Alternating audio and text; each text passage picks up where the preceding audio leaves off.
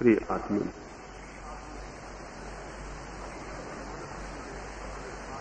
एक सुबह रामकृष्ण के पास एक धनिक आया। उसने उनके चरणों में आकर 1000 स्वर्ण मुद्राएं रखी और कहा कि इन्हें स्वीकार कर ले। रामकृष्ण कहने लगे उस धनिक से, तेरा मोह होगा इस धन के प्रति, तेरी आसक्ति होगी, क्यों तू व्यर्थ इन्हें खोता है। पर उस व्यक्ति ने कहा कि मुझे कोई मोह नहीं, मुझे कोई आसक्ति नहीं,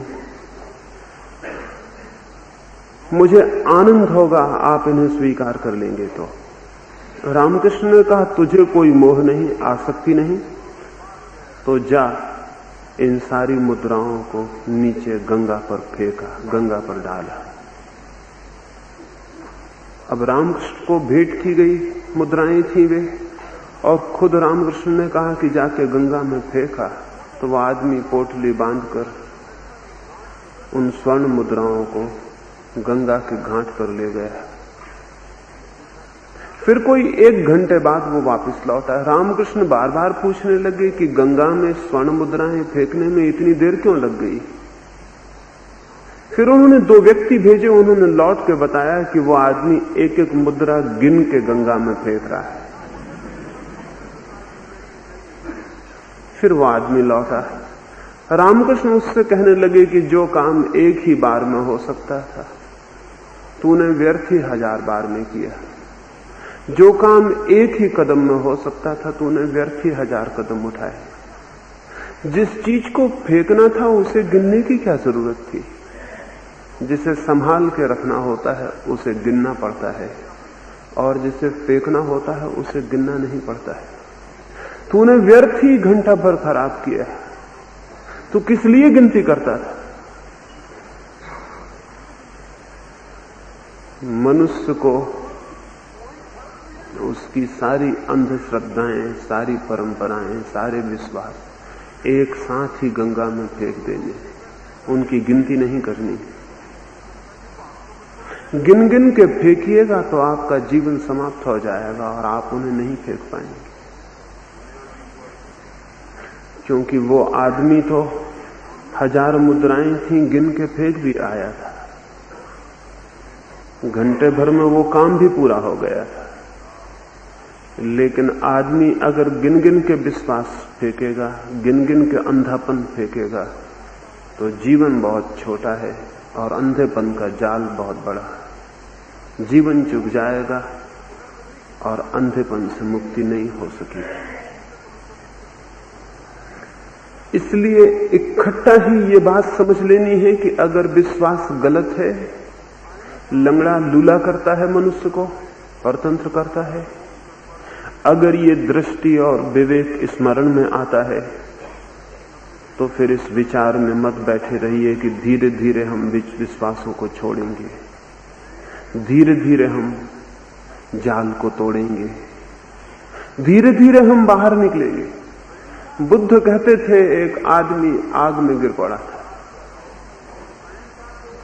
उससे लोगों ने कहा कि बाहर निकल आओ, तो वो आदमी छलांग लगा के बाहर निकल आया। उसने ये नहीं कहा कि मैं धीरे धीरे निकलूंगा। आग में गिर पड़ा आदमी धीरे धीरे बाहर नहीं निकलता, और न ये कहता है कि मैं कल निकलूंगा, परसों निकलूंगा। आग में गिर पड़ा आदमी छलांग लगा के बाहर निकल आता है। लेकिन विश्वास की आग से भी ज्यादा बदतर और जलाने वाली है। आग तो शरीर को जलाती है, विश्वास पूरी आत्मा को जला डालता है।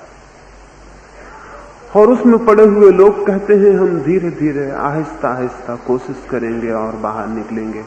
जब कोई ये कहता है मैं आग से धीरे धीरे बाहर निकलूंगा, तो 2 बातें साफ है, या तो उसे आग दिखाई नहीं पड़ रही है, और या फिर वो आत्महत्या करने को उतारू है, वो निकलना नहीं चाहता। विश्वास के बाहर निकलते समय जो आदमी कहता है मैं धीरे धीरे बाहर निकलूंगा, या तो उसे विश्वास की आग दिखाई नहीं पड़ रही है कि वो जलाती है प्राणों को, और या फिर वो आत्महंता है, आत्मघात करने को निश्चय कर बैठा है, वो बाहर निकलना नहीं चाहता है। कल सुबह मैंने विश्वास नहीं विचार, अंधापन नहीं आंखें, स्वीकृति नहीं संदेह, इस पर पहले सूत्र पर आपसे बात की। जीवन क्रांति का पहला सूत्र है विश्वास नहीं विचार। विश्वास से जो चलता है उसके जीवन में कोई क्रांति संभव नहीं। विचार से जो चलता है उसे जीवन में क्रांति अनिवार्य है। विचार बुनियादी रूप से विद्रोही है, वो रिबेलियस है। विचार बुनियादी रूप से आंखें देता है और बतलाता है कहां भूल है कहां गलती है, और जब भूल दिखाई पड़ती है और गलती दिखाई पड़ती है तो उससे मुक्त हो जाना कठिन नहीं होता है। पहला सूत्र है विश्वास नहीं विचार, इस पर कल हमने बात की। आज दूसरे सूत्र पर हम बात करेंगे। जीवन क्रांति का दूसरा सूत्र क्या है? दूसरा सूत्र है ज्ञान नहीं विस्मय। विश्वास को पकड़ के चलते रहेंगे तो आप ज्ञानी होते चले जाएंगे, और जिसको हम ज्ञानी कहते हैं, जिसको हम पंडित कहते हैं, जिसको हम लर्निंग कहते हैं, वो आदमी कभी भी धार्मिक नहीं हो पाता। ज्ञान का जिसे अहंकार पैदा हो जाता है उसके जीवन में धर्म की कोई शुरुआत नहीं होती, और ज्ञान का जिसको भ्रम हो जाता है उसके जीवन में आनंद का कभी कोई संबंध नहीं होता। ज्ञान की भूल में जो पड़ जाता है वो अज्ञानी से भी ज्यादा अंधेरे मार्गों पर भटक जाता है, और ज्ञान की भूल सारी मनुष्य जाति को हो गई है। इसलिए जितना ज्ञान बढ़ता गया तथाकथित ज्ञान, उतना ही आदमी अधार्मिक, उतना ही आदमी अंधकारपूर्ण, उतना ही आदमी अहंकारी, उतना ही आदमी जटिल और कठिन होता चला गया है। ज्ञान ने मनुष्य की आंखें बंद कर दी हैं, और ज्ञान सरासर झूठ है और असत्य है। हमें कुछ भी पता नहीं है। सत्य यह है कि हमें कुछ भी पता नहीं है जीवन के संबंध में। राह के किनारे पड़े पत्थर को भी हम नहीं जानते, लेकिन आकाश में बैठे परमात्मा के संबंध में हम प्रवचन दे सकते हैं। अज्ञात है सब कुछ। जीवन एक रहस्य है, और रहस्य से जो संबंधित होना चाहता हो उसे विस्मय की आंखें चाहिए उसके पास। रहस्य को केवल वही जान पाता है जो विस्मय विमुग्ध हो जाता है, जो रहस्य से आपूरित हो जाता है, जो अपने अज्ञान को अनुभव करता है और चुप और मौन खड़ा रह जाता है। ज्ञानी चुप और मौन खड़ा नहीं रह पाता, वो जानता है, उसे सब कुछ पता है, उसे सब कुछ ज्ञात है। जिसको भी ये भ्रम पैदा हो जाता है कि मुझे सब कुछ ज्ञात है, बस उसके द्वार बंद हो गए, उसकी यात्रा समाप्त हो गई। 3000 वर्षों में मनुष्य ने अगर कोई सबसे खतरनाक ईजाद की है तो वह इस बात की ईजाद की है कि उसने ये भ्रम पैदा कर लिया है कि हम जानते हैं। क्या जानते हैं? हम स्वयं को भी नहीं जानते, और तो जानना बहुत दूर है। लेकिन हमारे पास प्रत्येक बात के लिए रेडीमेड उत्तर तैयार है। तैयार उत्तर है हमारे पास, हमारी किताबों में, हमारे शास्त्रों में, हमारे गुरुओं में हमारे पास तैयार उत्तर हैं। हर प्रश्न का उत्तर देने के लिए हमारे पास तैयारी है। और तब प्रश्न हमें ले जा सकते थे अज्ञात में, वो फिर नहीं ले जा पाते क्योंकि हमारे उत्तर हमें अटका देते हैं और बात समाप्त हो जाती है। D.H. लॉरेंस एक बगीचे में सुबह सुबह घूमने निकला था। उसके साथ एक छोटा सा बच्चा था। जैसे कि बच्चों की आदत होती है, वो जीवन के बड़े से बड़े प्रश्न खड़े कर देते हैं। वो बच्चे ने हाथ उठा के पूछने लगा लॉरेंस को कि वृक्षों के पत्ते हरे क्यों हैं? Why the trees are green? Lawrence हंसने लगा और उसने कहा the trees are green because they are green. वो कहने लगा कि वृक्ष हरे हैं क्योंकि वो हरे हैं। उस लड़के ने कहा आप बड़े अजीब आदमी मालूम होते हैं, मेरे पिता को मैं कुछ भी पूछूं तो वो ठीक उत्तर देते हैं। आप क्या उत्तर देते? उसका पिता उसे क्या उत्तर देता था? अगर वो पुराने ढंग का आदमी होता तो वो कहता कि वृक्ष इसलिए हरे हैं कि भगवान ने उनको हरे बनाया ताकि भक्तों की आंखों को अच्छे लगे। या अगर कुछ वैज्ञानिक बुद्धि का होता तो वो कहता कि वृक्ष इसलिए हरे हैं कि उनमें क्लोरोफिल, उनकी रासायनिक व्यवस्था उनको हरा बनाती। लेकिन लॉरेंस ने बड़ा धार्मिक उत्तर दिया। उसने कहा कि they are green because they are green, वे हरे हैं क्योंकि वे हरे। लॉरेंस ने यह कहा कि हमको पता नहीं कि वे क्यों हरे, हम नहीं जानते कि वे क्यों हरे हैं, वे बस हरे हैं, हरे दिखाई पड़ते हैं और हमारे पास कोई भी उत्तर नहीं है कि वे क्यों हरे। क्या आपको समझ में आता है? इस उत्तर में बड़ी अद्भुत बात है। इस उत्तर में प्रश्न की हत्या नहीं की गई, प्रश्न फिर मौजूद खड़ा रह गया है। इसमें कोई बंधा हुआ उत्तर नहीं दिया गया। इसमें उत्तर देने वाले ने यह ख्याल नहीं लिया कि मैं जानता हूं, है कि वो जानता है कि मैं नहीं जानता हूं। न जानने का बोध धार्मिक आदमी का लक्षण है। पंडित का बोध उल्टा है, वो जानता है कि मैं जानता हूं, इसलिए पंडित कभी भी धार्मिक नहीं हो पाता है। वे लोग जो शराबखानों में शराब पीते हैं, वे लोग जो वेश्याघरों में नृत्य देखते हैं, कभी धार्मिक हो सकते हैं, लेकिन वे लोग जो शास्त्रों का बोझ लेके चलते हैं, वे कभी भी धार्मिक नहीं हो सकते। शराब पीने वाला कभी धर्म की ओर आ सकता है और वैश्यालयों में निवास करने वाला कभी धर्म की ओर आ सकता है, लेकिन शब्दों में और ज्ञान में निवास करने वाला, शब्दों और ज्ञान की शराब को पी लेने वाला कभी धर्म के पास नहीं आ पाता। एक दीवार खड़ी हो जाती इस बात की कि मैं जानता हूं, और जिस आदमी को यह ख्याल पैदा हो जाता है कि मैं जानता हूं, वो ये भूल ही जाता है कि आदमी की सामर्थ्य कितनी है और सत्य कितना बड़ा है, सत्य कितना अनंत है और कितना अनादि है, सत्य कितना असीम है और मैं कितना सीमित और कितना छोटा हूं। ये वैसे ही है जैसे कोई चला जाए समुद्र के किनारे और अपनी गगरी में पूरे सागर को भर लेना चाहे, और अगर कोई आदमी आ जाए अपनी गगरी में सागर को भर के और कहने लगे सागर को मैंने अपनी गगरी में भर लिया है, तो हम उस पर हंसेंगे और कहेंगे तुम पागल हो, सागर को कोई कैसे गागर में भर सकता है? गागर तो तोड़ी जा सकती है सागर में जाके, लेकिन सागर गागर में घर नहीं लाया जा सकता है। लेकिन ज्ञानी को, तथाकथित पंडित को लगता है कि वो परमात्मा को जान के आ गया है, उसने जान लिया है सब।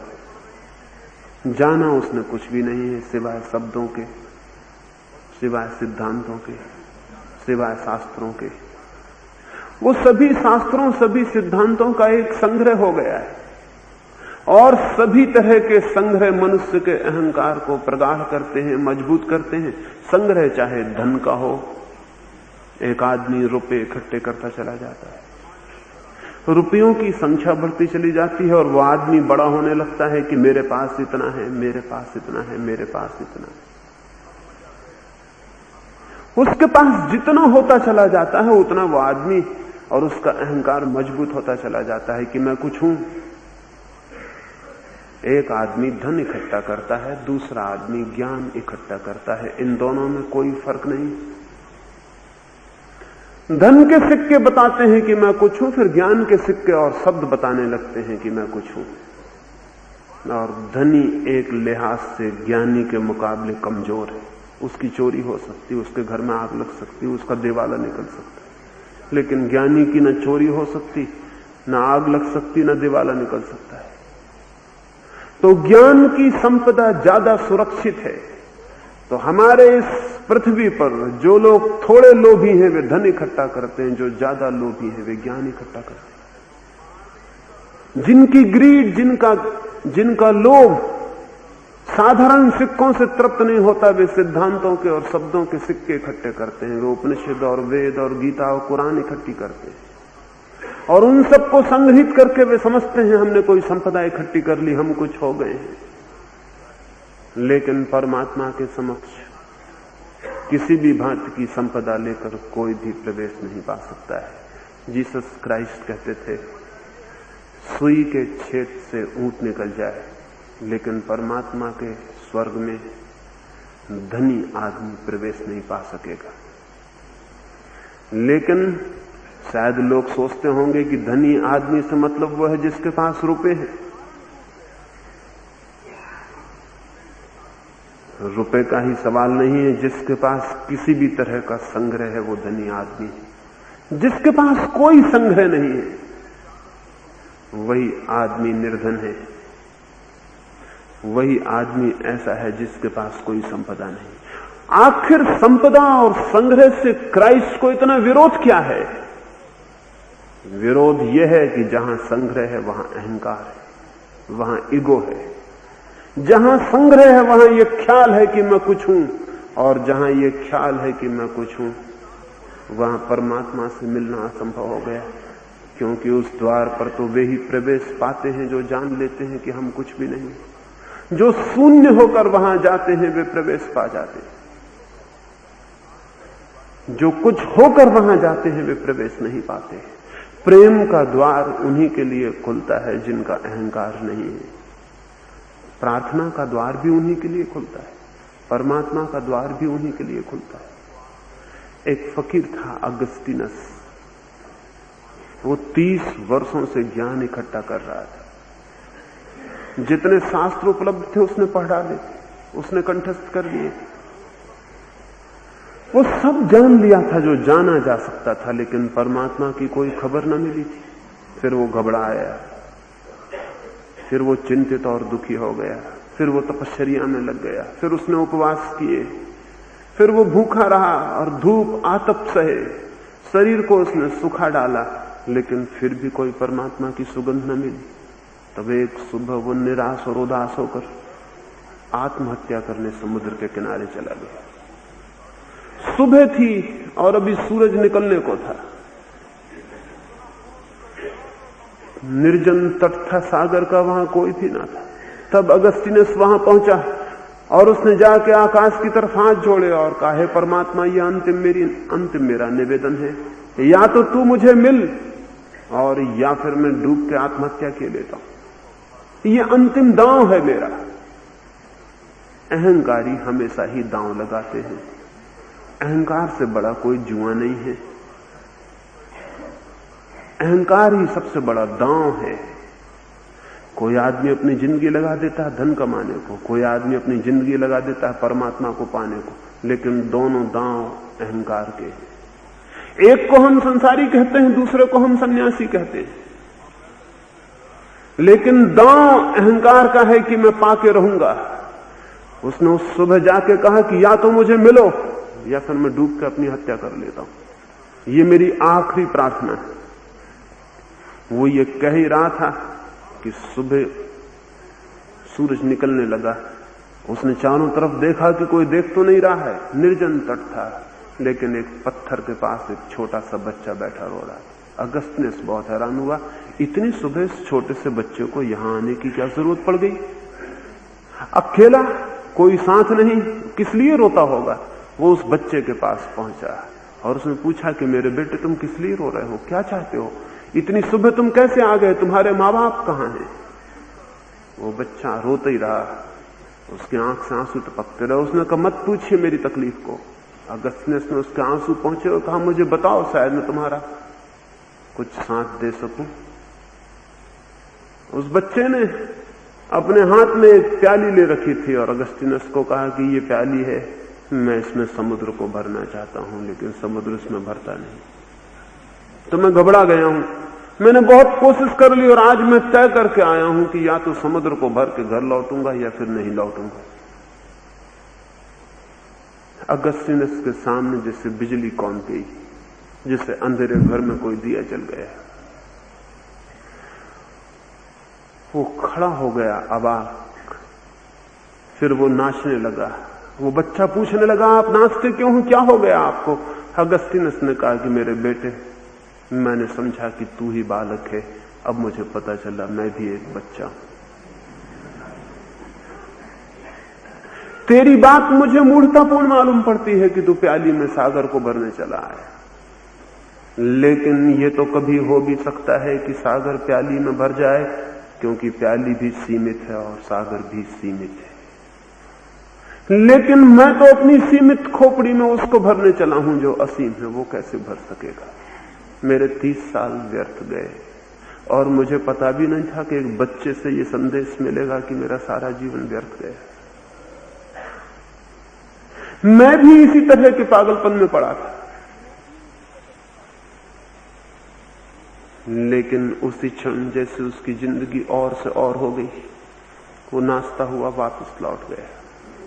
उसके आश्रम के लोगों ने उसे नाचते हुए देखा तो सोचा कि शायद उसने पा लिया परमात्मा का ज्ञान, शायद वो सत्य को जानकर लौट रहा है, क्योंकि उसकी आंखों में कभी खुशी नहीं देखी गई थी, उसके ओंठों पर कभी मुस्कुराहट नहीं देखी गई थी, उसके पैर भी नाच सकते हैं इसकी किसी को कल्पना न थी।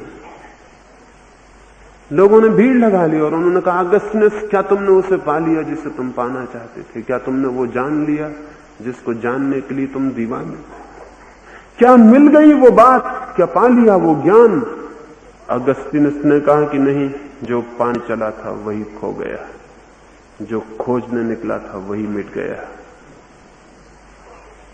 और मैं तुमसे कहता हूं कि जिस क्षण मैंने पाने का ख्याल छोड़ दिया और जिस क्षण मैंने जानने का ख्याल छोड़ दिया, उसी दिन मैंने पाया कि उसे तो हमेशा पाया हुआ है, वो तो हमेशा जाना ही हुआ है। लेकिन जानने की कोशिश हमारी इतनी तीव्र थी कि हम उस कोशिश में ही उलझ गए, और जो निरंतर आस पास मौजूद था, सब तरफ मौजूद था, वो दिखाई नहीं पड़ता। मनुष्य ईश्वर को नहीं जान सकता, लेकिन ईश्वर में मिट सकता है, और उस मिट जाने से जो उपलब्ध होता है वो ज्ञान है, लेकिन वो ज्ञान पंडित का ज्ञान नहीं। उस मिट जाने से जो जाना जाता है वो अनुभव है, लेकिन वो अनुभव शब्दों से सीखा हुआ अनुभव नहीं। बूंद खो जाती है सागर में और सागर हो जाती है, जान लेती है सागर को, लेकिन बूंद अगर चाहती हो कि सागर मुझ में आ जाए, बूंद अगर चाहती हो कि सागर को मैं अपने में भर लूं, तो असंभव है। लेकिन बूंद सागर में गिर सकती है और सागर हो सकती है। और जब बूंद सागर में गिर के सागर हो जाती है, तो पता लगाना कठिन है कि बूंद सागर में मिल गई कि सागर बूंद में मिल गया। वे दोनों एक ही हो जाते हैं। मनुष्य जान नहीं सकता, लेकिन हो सकता है। मनुष्य पा नहीं सकता, लेकिन हो सकता है। मनुष्य परमात्मा हो सकता है, और वो जो होना है, वो जो हो जाना है, वही जानना है। लेकिन वो जानना शास्त्रों से नहीं मिलता, शब्दों से नहीं मिलता, सिद्धांतों से नहीं मिलता। सिद्धांत और शास्त्र तो एक झूठा ज्ञान देते हैं आदमी को, एक सब्स्टिट्यूट नॉलेज देते हैं, एक झूठा ज्ञान देते हैं, जिससे भ्रम पैदा होता है कि हमने जान लिया और हम बिना जाने रह जाते हैं। वो अज्ञान बेहतर जो जानता है कि नहीं जानते, उस ज्ञान से जिसको ये ख्याल होता है कि हम जानते हैं। अज्ञान तो कभी ना कभी ले जाएगा प्रभु के किनारे पर, लेकिन ज्ञान रोक लेगा, क्योंकि फिर जानने को कुछ शेष नहीं रह जाता, इसलिए जाने को भी कुछ शेष नहीं रह जाता। दूसरी बात स्मरण रख लेनी जैसी है कि कहीं हम ज्ञानी तो नहीं हो गए हैं, अन्यथा हमारे जीवन में क्रांति नहीं हो सकेगी। और ज्ञानी होने का मजा ऐसा है जिसका कोई हिसाब नहीं। 4 शब्द कोई सीख ले और ज्ञानी हो जाता है, 4 शास्त्र कोई पढ़ ले और ज्ञानी हो जाता है। स्मृति को ही ज्ञान समझ लेता है, जो बात याद हो जाती सोच लेता है ये मैंने जान लिया। स्मृति ज्ञान नहीं है। ज्ञान बात ही और है। स्मृति से जो आता है वे केवल शब्द हैं, और स्मृति जब शून्य हो जाती तब जो उतरता है वो ज्ञान है। स्मृति तो आदमी को एक हौज बना देती है, ज्ञान आदमी को बनाता है एक कुआं। कुएं और हौज का फर्क तो आपको ख्याल में है ही। हम सभी जानते हैं कि क्या फर्क है उनमें। देखने में ऊपर से एक जैसे मालूम पड़ते हैं, हौज भी कुआं मालूम पड़ती है, कुआं भी हौज मालूम पड़ता है, लेकिन उनमें बुनियादी फर्क है, उनमें आत्मिक फर्क है। हौज का सारा पानी उधार है, अपना उसके पास कुछ भी नहीं। कुएं के पास सब कुछ अपना है, उधार कुछ भी नहीं। कुएं के पास अपनी आत्मा है, हौज के पास अपनी कोई आत्मा नहीं। एक आदमी कुआं खोदता है तो उसे जमीन खोद के अलग करनी पड़ती, मिट्टी पत्थर निकाल डालने पड़ते, फिर पानी अपने आप प्रकट होता है। पानी कहीं से लाना नहीं पड़ता, पानी मौजूद है। हम जहां बैठे हैं उस जमीन के नीचे भी पानी मौजूद है। पानी नहीं लाना है कहीं से, सिर्फ बीच की परतों को अलग कर देना है, बीच की बाधाओं को दूर कर देना है, सिर्फ बीच के पर्दे अलग कर देना है, तो नीचे पानी मौजूद है। पानी नहीं लाना है, पर्दे दूर करना है, बाधाएं हटा देनी है। निगेटिव काम है, नकारात्मक काम है, पॉजिटिव कोई काम नहीं है। पानी को लाना नहीं है कहीं से, सिर्फ बीच में बाधाएं हैं, पानी मौजूद है, बीच की दीवार को तोड़ देना है और पानी मिल जाएगा। कुछ तोड़ना है, कुछ लाना नहीं है, कुछ हटाना है, कुछ लाना नहीं है। लेकिन हौज बनाता है एक आदमी तो उसे पॉजिटिव काम करना पड़ता, उसे विधायक काम करना पड़ता, उसे पहले ईंट गारा मिट्टी लानी पड़ती ताकि दीवारें जोड़े और हौज बनाए, फिर उसे पानी भी लाना पड़ता ताकि उन दीवारों में भरे और रोके। हौज लाने वाले को सब कुछ लाना पड़ता है, कुआं खोदने वाले को सब कुछ हटाना पड़ता है। ज्ञान कुएं जैसी प्रक्रिया है, चित्त पर से कुछ चीज हटानी पड़ती है, भीतर जल स्रोत उपलब्ध हैं, वो फूट पड़ते हैं, उनके झरने प्रकट हो जाते हैं। पंडित हौज जैसी प्रक्रिया है, उसे सब कुछ लाना पड़ता है, गीता से, कुरान से, बाइबल से, बुद्ध से, महावीर से, सब लाला के इकट्ठा करना पड़ता है, दीवार बनानी पड़ती है, उसमें फिर पानी उधार भरना पड़ता है। पंडित एक हौज है। और बड़े मजे हैं, न केवल हौज और कुएं की बनने की प्रक्रिया अलग है, उनके परिणाम भी स्वभावतः अलग होंगे।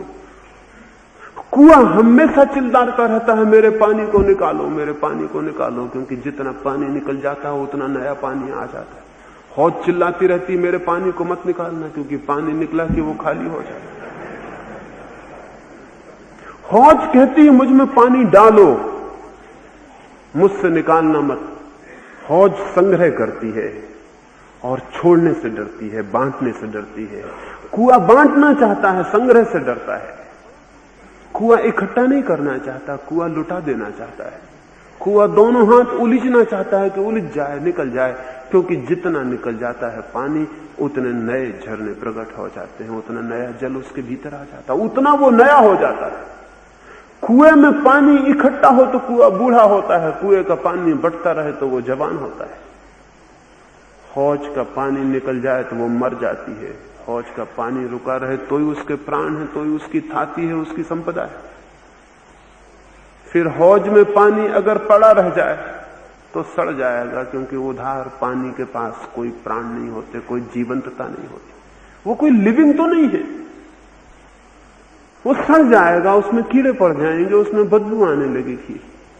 लेकिन कुएं का पानी अगर रुका भी रह जाए तो सड़ेगा नहीं, उसमें बदबू नहीं आएगी, वो जीवंत है, वो लिविंग वाटर है, उसके अपने पास जड़ें हैं, अपने झरने हैं, वो मरने वाला नहीं है। तो पंडित सड़ता जाता है, सड़ता जाता है, उससे फिर बदबू आने लगती है। ये सारी दुनिया में आज जो आदमी की जिंदगी में इतनी दुर्गंध है, ये पंडितों के द्वारा फैली हुई बदबू का कारण है।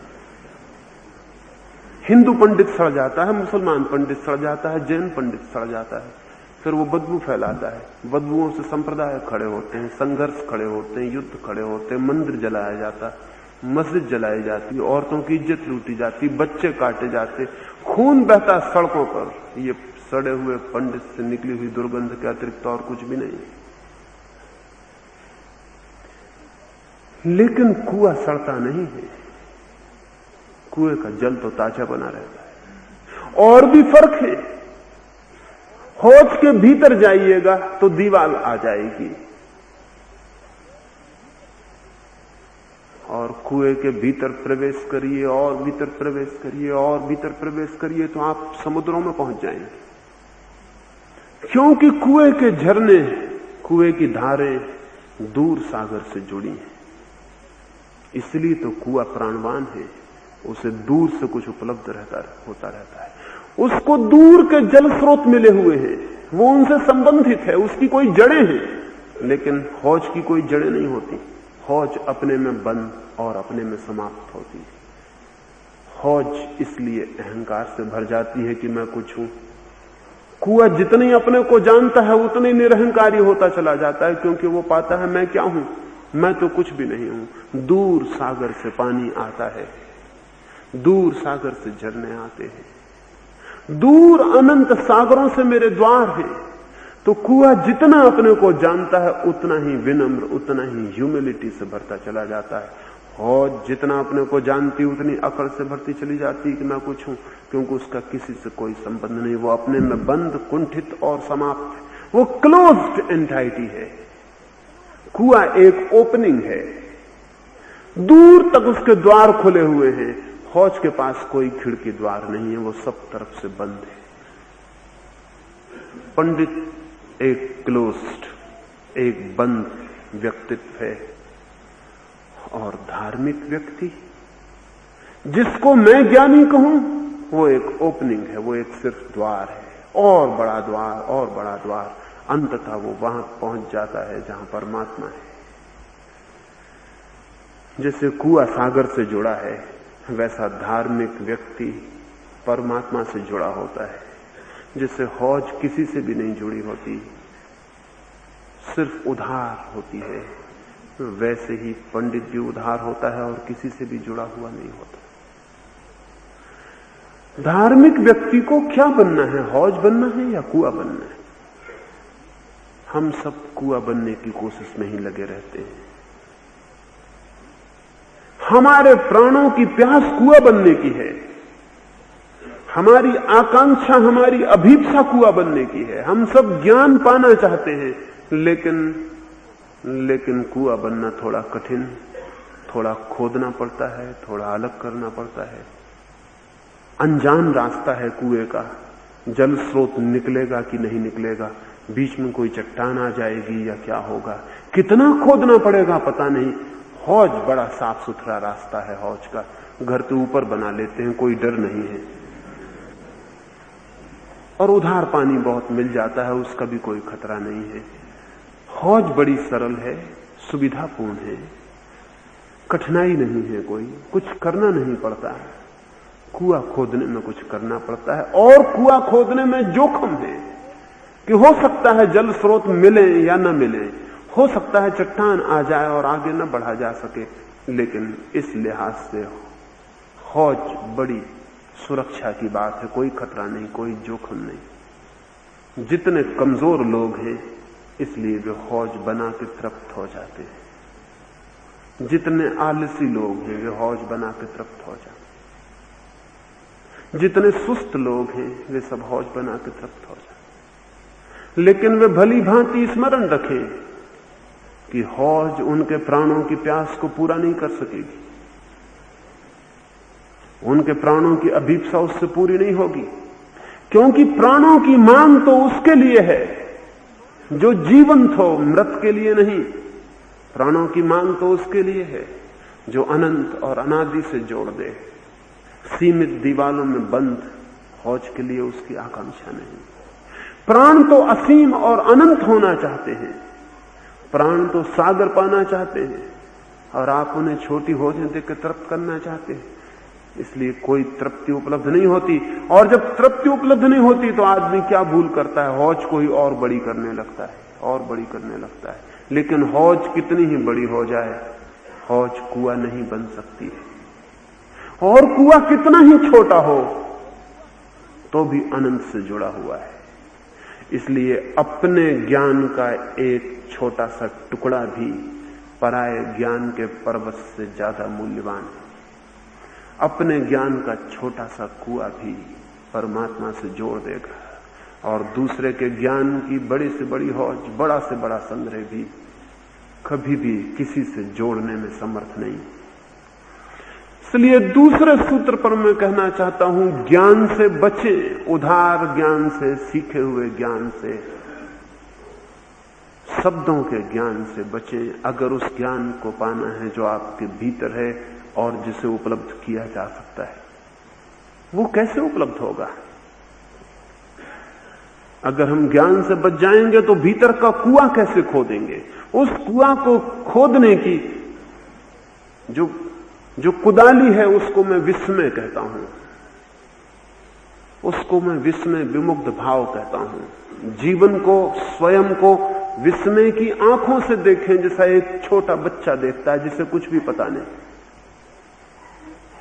एक छोटा बच्चा आंखें खोलता है, उसे सूरज दिखाई पड़ता है, उसे कुछ भी पता नहीं कि सूरज क्या है। न उसे यह पता है कि सूर्य नारायण भगवान है और अपने रथ को जोत के सुबह सुबह निकल आते हैं और सांझ तक रथ दौड़ाते हैं और भगवान की आज्ञा पूरी करते हैं। उसे ये पता नहीं। उसे ये भी पता नहीं कि सूर्य जो है वो हीलियम गैस का गोल पिंड है और उसमें आग जलती रहती है और वो इतने करोड़ वर्ष से जल रहा है और इतने करोड़ वर्ष बाद ठंडा हो जाएगा। उसे ये वैज्ञानिक बात भी पता नहीं। वो तो आंख खोलता है और विस्मय विमुक्त भाव से सूरज उसके सामने खड़ा हो जाता है। वो नहीं जानता कि सूरज क्या है, लेकिन उस न जानने में भी वो देखता है। उसके प्राणों में कोई चीज छूती है, कोई आंदोलन होता है, कोई तस्वीर बनती है, कोई भाव जन्मता है। वो विस्मय विमुग्ध खड़ा रह जाता है। वो कुछ भी नहीं जानता, लेकिन वो ना जानने में भी सूरज के समक्ष खड़ा रह जाता है। उसका एक साक्षात्कार, एक एनकाउंटर होता है। और जब ज्ञान बीच में आ जाता है तो साक्षात्कार बंद हो जाता है। बच्चे जानते हैं और बूढ़े नहीं जानते। क्राइस्ट एक गांव से गुजरते थे। एक भीड़ गांव के बाजार में उन्हें घेर ली और पूछने लगी कि तुम्हारे प्रभु को कौन जान सकेगा? उन्होंने छोटे से बच्चों को भीड़ में से ऊपर उठा लिया और कहा कि जो इस बच्चे की भांति होंगे वे। बच्चे की भांति होंगे, इसका मतलब क्या है? क्या उनकी उम्र छोटी हो? बच्चों की भांति होंगे, इसका मतलब क्या है? इसका मतलब है जो विस्मय विमुग्ध भाव से जीवन को देखने में समर्थ हैं, जो ज्ञानी के दंभ से जीवन को नहीं देखते, अज्ञानी की सरलता से जीवन को देखते, नहीं जानने की जगह से,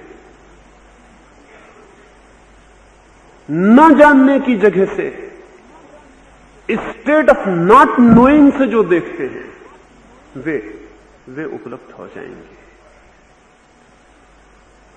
एक बच्चे की भांति जगत को देखें, एक बूढ़े की भांति नहीं, एक अनुभवी की भांति नहीं, एक गैर अनुभवी की भांति। उस तरह जो नहीं जानता, तब एक फूल भी अद्भुत अर्थ ले लेता है और एक घास की पत्ती भी, पानी की एक लहर भी, हवाओं का एक झोंका भी, आकाश में चलती हुई बदलियां भी, स्त्री पुरुषों की आंखें भी, राह के किनारे पड़ा हुआ पत्थर भी, तब एक बड़ा अर्थ, एक बड़ी मीनिंग ले लेता है। क्योंकि हमें पता नहीं तो हम झांकते हैं, हम खोजते हैं, और उस खोज में और उस झांकने में चूंकि हमारे पास कोई भी उत्तर नहीं, सिर्फ प्रश्न है, सिर्फ जिज्ञासा है, सिर्फ इंक्वायरी है, हमारे प्राणों के अंतस्थल से जिसका हम साक्षात करते हैं उसका संपर्क हो जाता है। जीवन का संपर्क केवल उनसे होता है जिनके मन खुले हैं, और जिनके मन ज्ञान से भरे हैं वो बंद हो जाते हैं, वो कभी खुले होकर नहीं देख पाते। एक जगह ऐसा हुआ, चीन के बाजार में एक बहुत बड़ा मेला भरा हुआ था। एक कुआं भी था उस मेले में, लेकिन उस कुएं पर कोई पाट न थी, कोई घाट नहीं था, कोई दीवार नहीं थी। एक आदमी मेले को देख रहा था, भीड़ भड़के में भूल गया और पीछे हटता चला गया भीड़ में और उस कुएं में गिर गया। जिन लोगों की नजरें दूसरों की तरफ लगी रहती हैं वो अक्सर कुओं में गिर जाते हैं।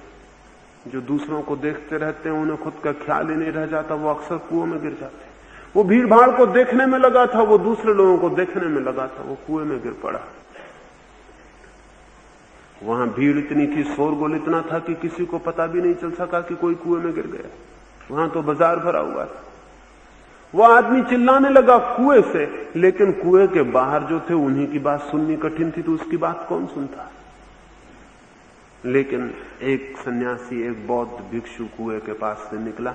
उसने नीचे आवाज सुनी तो उसने झांक के देखा, एक आदमी डूब रहा है, घबरा रहा है, चिल्ला रहा है। उसने दीवार की ईंट पकड़ रखी है और चिल्ला रहा है, मुझे निकालो। उसने कहा, भिक्षु जी मुझे बाहर निकालो। उस सन्यासी ने कहा, मेरे दोस्त, जीवन तो दुख है, बाहर भी निकल के क्या करेगा। जीवन तो एक दुख है, जीवन तो एक पीड़ा है, जीवन में कोई सार नहीं, जीवन अनर्थ है। धन्य है वे जो जीवित नहीं, जो जन्मे नहीं वे और भी धन्य है। जो जन्मते हैं और जल्दी मुक्त हो जाते हैं वे और भी धन्य है। तो तेरी मुक्ति आ गई, तू क्यों परेशान होता है। उस आदमी ने कहा कि ये बातें फिर मुझे समझाना, मुझे पहले बाहर निकालो। लेकिन वो भिक्षु धम्मपद के सूत्र दोहराने लगा और कहा कि देख, भगवान ने कहा है कि जरा दुख है, जन्म दुख है, जीवन दुख है, जीवन से मुक्त हो जाना ही आनंद है। तू क्यों जीवन में पड़ना चाहता है। जीवेशना छोड़, ये लस्ट फॉर लाइफ छोड़। यही तो दुख का कारण है, यही तो मूल है दुख का, यही तो अविद्या है, यही अज्ञान है। उस आदमी ने कहा कि मेरे भाई ये सब सुनूंगा मैं, बाहर तो मुझे निकाल लो। लेकिन वो भिक्षु कहने लगा, तुझे पता नहीं, सब अपने अपने कर्मों का फल भोगते हैं। तूने किसी को पिछले जन्म में धक्का दिया होगा कुएं में, तो अब तुझे धक्का लगा है। अपना अपना कर्म फल भोगना ही पड़ता है, इसके बिना निर्जरा नहीं होती। अपना फल भोग घबराता क्यों है, जैसा किया वैसा भोगना पड़ता है। वो आदमी रोने लगा और चिल्लाने लगा कि सब ठीक है तुम्हारी बातें, लेकिन अभी नहीं, कम से कम मुझे कुएं के बाहर निकालो। उस भिक्षु ने कहा, मैं किसी के कर्म के बीच में बाधा नहीं आता। तुम अपने मार्ग पर जा रहे हो, अपने कर्मों का फल भोग रहे हो, मैं अपने मार्ग पर जा रहा हूं। अगर मैं तुम्हें बाहर निकाल लूं और तुम कल किसी की हत्या कर दो तो मैं भी तो कर्म भागी हो जाऊंगा, दोषी हो जाऊंगा।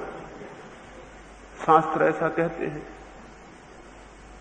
कि अगर तुम किसी को बचा लो, वो कल चोरी कर ले, तुम न बचाते न वो चोरी करता, तो तुम भी उस चोरी में भागीदार हो गए। तो उस भिक्षु ने कहा, भाई मुझे क्षमा कर, मैं जाता हूं, मैं इस झंझट में नहीं पड़ता, कल तू क्या करे मुझे क्या पता। वो भिक्षु आगे बढ़ गया, वो नीचे पड़ा आदमी चिल्लाता रहा। वो आदमी उस भिक्षु को दिखाई नहीं पड़ा, उसके बीच शास्त्र आ गए, ग्रंथ आ गए, शब्द आ गए, सिद्धांत आ गए।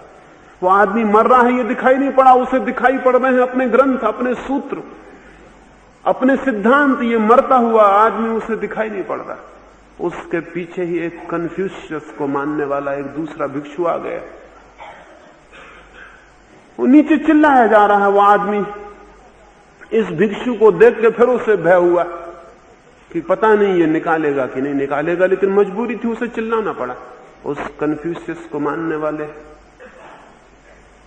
भिक्षु ने कहा, मेरे मित्र, तुझे पता नहीं है, कन्फ्यूशियस ने अपनी किताब में लिखा है कि हर कुएं पर घाट जरूर होना चाहिए। जिस राज्य के कुएं पर घाट नहीं होते वो राजा अधर्मी है।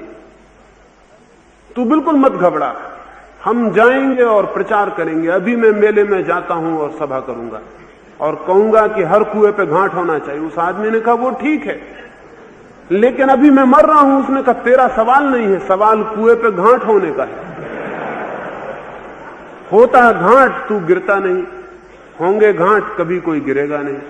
ये एक आदमी का सवाल नहीं, आदमी तो आते हैं और चले जाते हैं, समाज बचा रहता है। कुछ सोशलिस्ट कुछ समाजवादी बुद्धि का होगा, उसने कहा समाज बचा रहता है। आदमी तो आते हैं चले जाते हैं, व्यक्तियों का कोई मूल्य नहीं है। तू मर भी जाएगा तो कोई हर्ज नहीं, लेकिन तेरे कारण एक प्रेरणा मुझे मिल गई, मैं आंदोलन चलाऊंगा। वो आदमी चिल्लाता रहा, वो भिक्षु जाके आंदोलन चलाने लगा। नेता इसी तरह के लोग होते दुनिया में। वो आदमी को नहीं देखते, आंदोलन मूल्यवान होते। वो जाके भीड़ में उसने सभा शुरू कर दी और लोगों से कहा कि आंदोलन चलाओ, राज्य के प्रत्येक कुएं पे घाट होना चाहिए। वो देखो एक आदमी सामने मर रहा है। वो आदमी तो हैरान रह गया, लेकिन कोई उपाय नहीं था। और थोड़ी देर बीते, वो बिल्कुल मरने के करीब है, तब एक ईसाई मिशनरी वहां पहुंच गया। उसने भी झांक के देखा, वो आदमी चिल्लाया कि मुझे बचाओ। उसने कहा बिल्कुल मत घबराओ। उसने जल्दी से रस्सी फेंकी, जैसे कि वो रस्सी अपने साथ ही रख के चलता हो।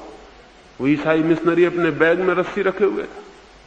उसने जल्दी से रस्सी फेंकी, उतरा, उस आदमी को बाहर निकाला। उस आदमी ने कहा कि धन्य है आप, मुझे भी ईसाई बना ले, क्योंकि मैं 2 धर्मों के लोग अभी होके गए, उन्होंने तो मुझे बचाया भी नहीं। उस ईसाई मिशनरी ने कहा कि इसीलिए हमने तुम्हें बचाया कि तुम ईसाई हो जाओ, और कोई कारण नहीं हमारा बचाने का। तुम ये मत सोचना कि हमने तुमको बचाया। हम तो अपनी ईसाई बनाने की कोशिश में रस्सी हमेशा साथ ही रखते हैं, कोई कुएं में गिर जाए फौरन डालते हैं। हम तो इस तलाश में घूमते हैं कि कोई कुएं में गिरे और ईसाई बनाने का मौका मिले। और तू ये मत सोच कि हमें कुछ ईसाई बनाने से तुझ में कोई उत्सुकता है। असल में जीसस क्राइस्ट ने कहा है, जो लोगों की सेवा करेगा वही स्वर्ग के राज्य का अधिकारी होगा। हम स्वर्ग का राज्य खोज रहे हैं, हमें सेवा करनी जरूरी है। तो अच्छा है कि कुओं पे घाट ना हो, ताकि लोग गिरते रहें और हम सेवा करते रहें। तेरे बच्चे भी गिरे, उनके बच्चे भी गिरे इस कुएं में, ताकि हमें सेवा का मौका मिलता रहे। दुनिया ऐसी चाहिए जिसमें सेवा का मौका हमेशा उपलब्ध रहे, क्योंकि बिना सेवा के कोई मोक्ष नहीं जा सकता। उन 3 लोगों के सामने वो कुएं में डूबता और मरता हुआ एक आदमी था, लेकिन वो आदमी उन तीनों में से किसी को भी दिखाई नहीं पड़ा। बीच में आ गए सब, बीच में आ गए सिद्धांत, बीच में आ गए धर्म, बीच में आ गए मसीहा, मोक्ष, सब आ गया, लेकिन वो आदमी दिखाई नहीं पड़ा। जिनकी आंखें ज्ञान से भर जाती हैं उन्हें कुछ भी दिखाई नहीं पड़ता। ज्ञान से ज्यादा अंधा करने वाली और कोई चीज नहीं।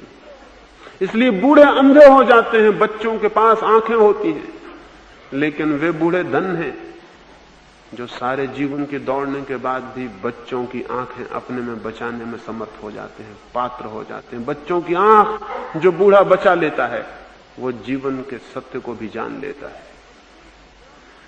बच्चे की आंख का मतलब है विस्मय, विमुग्धता का भाव, और जीवन जैसा है बिना शब्दों के देखने की सामर्थ्य। जीवन जैसा है, जो कुछ है, उसे बिना सिद्धांतों के सीधा, इमीडिएट और डायरेक्ट देखने की व्यवस्था है। हम कभी भी जीवन को सीधा नहीं देखते, हमेशा सिद्धांतों के द्वारा देखते हैं। एक आदमी मुझे मिलता है, वो मुझसे पूछता है कि आप किस धर्म को मानते हैं। अगर वो मुसलमान है और मैं कह दूं कि मैं मुसलमान धर्म को मानता हूं, तब वो मुझे और ढंग से देखता है। और अगर मैं कह दूं मैं हिंदू हूं, मैं मुसलमान धर्म को नहीं मानता, तो वो मुझे और ढंग से देखता है। अगर मैं कह दूं कि मैं नास्तिक हूं, मैं धर्मों को मानता नहीं, तो मुझे और ढंग से देखता है। तीनों हालतों में मैं ही हूं, लेकिन तीनों हालतों में उसके देखने के ढंग बदल जाते हैं। वो मुझे नहीं देखता, बीच में कोई चीज आ गई है, उसके द्वारा देखता है।